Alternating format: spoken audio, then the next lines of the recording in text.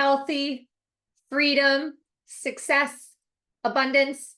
Those are just some of the words being used out there in the land of social media and online that may be leading you down a path of judgment or following something that really isn't aligned or meant for you. And we're going to talk about that today on this episode of the Wake Up Call podcast. So, thank you so much for joining me. My name is Melinda Van Fleet. I'm an intuitive and energetic business and leadership coach, and I appreciate you being here with me today.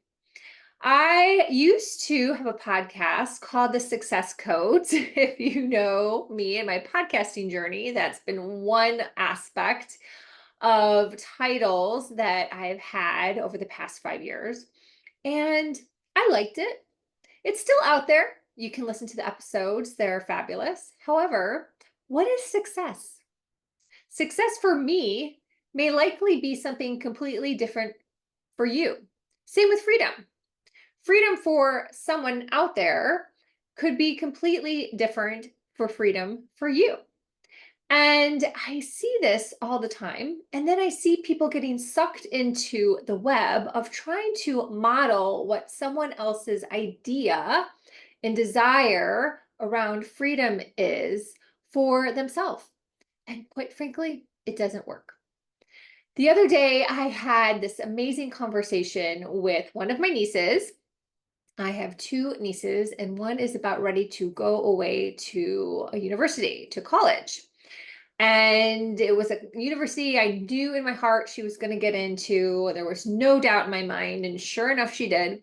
She is a brilliant young lady and has like the whole world ahead of her. So we were talking about her roommate assignment, which is very cool. Her roommate is from another country, and it's not a country that we normally meet other people from. So it's going to be super fascinating for her to have this other young lady as her roommate. And we were talking about different foods and just really like how cool it will be to see what she likes here, what she brings from home. And we started to talk about drinking and drinking alcohol. And I said, I don't think in her country they drink, which is fine. My niece doesn't drink either. Granted, she is not of age, of course, but we all know that lots of teenagers do have some alcohol from time to time. I raised my hand that I was one of them. And when I went to college, I certainly had a fun time drinking. And I don't have any regrets about that. I had fun. We'll leave it at that.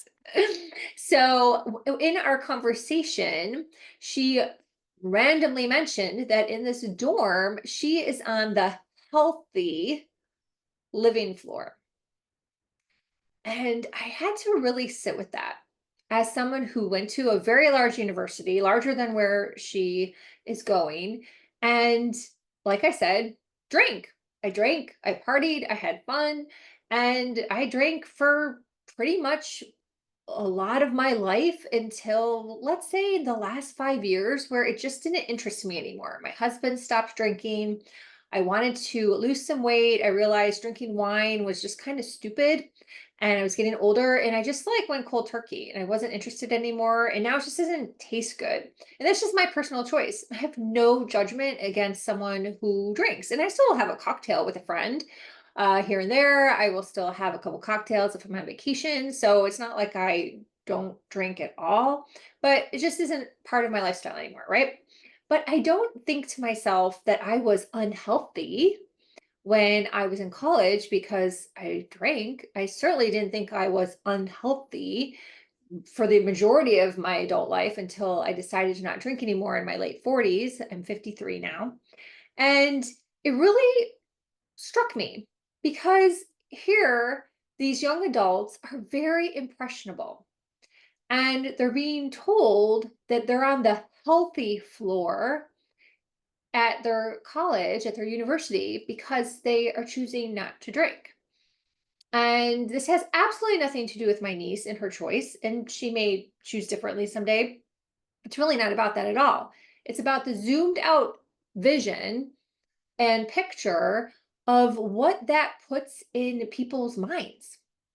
Does it make those young adults judge that they're better or more healthy than other kids on the campus that may be choosing to drink and party? It's an interesting to think about, right?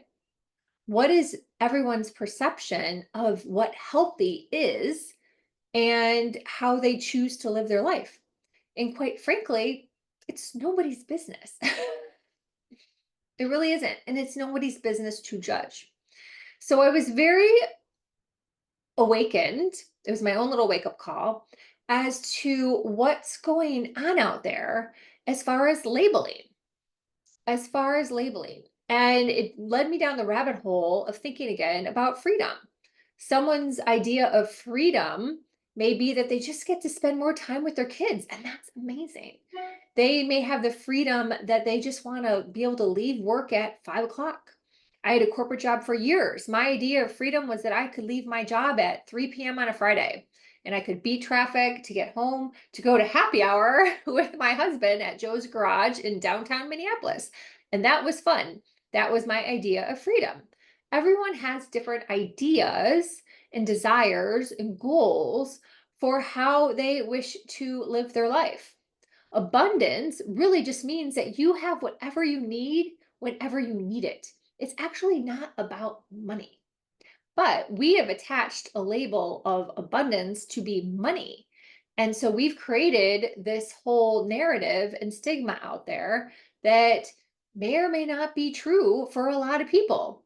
A lot of people may realize that abundance just means you have what you need when you need it. And then other people may be judging others by the fact of money, the fact that they could afford to do something or their business is a certain volume and someone else's isn't. And that goes down again into judgment. So I didn't have this conversation with my niece and I thought I would just leave it. I'm probably going to also write a blog about it on Medium, which is a whole other story. But I wanted you to really sit with it today and think about, what does healthy mean for you? And how are you looking at certain words that are big, such as success, freedom, abundance, healthy? Maybe there's another word that comes to your mind. That would be amazing. If you're watching this on YouTube, feel free to put it in the comments. I would love to hear. But they're big words that really have a very broad context that means different things for different people. And it was truly my own wake up call to realize that healthy really meant different things for different people. Healthy could be relationships. So when I started to go down my own little rabbit hole wake up call, yes, I had a really fun time in college, but I created very healthy relationships. And that is super important. People want health, wealth, and love in their life. Those are three marketing speaker pillars, right? Things that people talk about, things that people want. And in my college years, I formed some amazing, healthy relationships. And those people are still my friends to this day. I just spoke to one 2 nights ago. And she's like one of my closest friends, and we're friends from college. So that's a long time ago. I graduated in 1993. Yes. So really think about like the word choices that are being used out there. Why are they being used?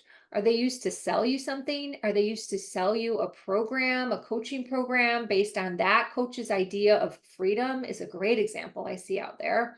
But her idea of freedom may not be anywhere near your idea of freedom. So just make a discerned decision about that. Same with success, same with abundance, and healthy as well. So I hope you like this podcast. I'm just keeping these tight, short, and sweet. I know people have a lot going on. Last week, I talked about relevancy. If you haven't watched that podcast, please go back and watch that podcast because keeping videos tight and not so long-winded is something that I think is very relevant out there. So I would love to hear from you. My website is melindavanfleet.com. Until next time, consider how things are a narrative and how they are in alignment or not with your goals. Thanks for watching. Bye for now.